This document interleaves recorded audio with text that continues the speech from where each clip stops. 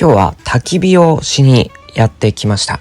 料理もせず何かするわけでもなく、ただ焚き火をしにやってきました。焚き火を楽しむためにまずは椅子を組み立てます。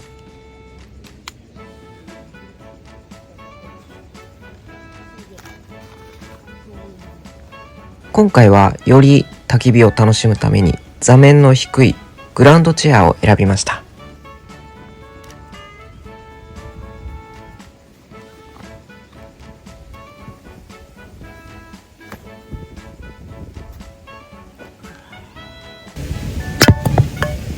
では巻き割りをして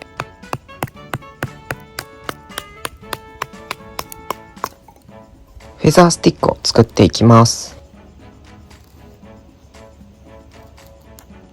ちょっと今回はですね、巻きがあまり良くないですね。いい巻きだとスーって刃が入っていくんですけど、ちょっと削り心地がガリガリっとしたような巻きですね。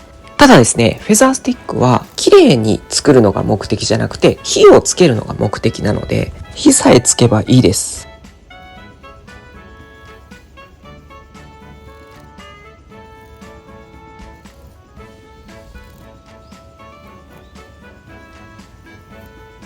今日使う焚き火台はAsobibaさんの焚き火台黒です。キャンプどうでしょうの名前入りです。適当に薪を放り込むだけで構造的に立体的な薪の組み方になるので、空気の通り道ができていいんですよね。では先ほど作ったフェザースティックにファイヤースターターで火をつけていきたいと思います。